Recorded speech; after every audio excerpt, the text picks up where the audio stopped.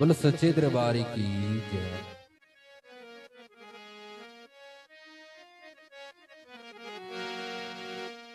रखी तू कोल चरना दे,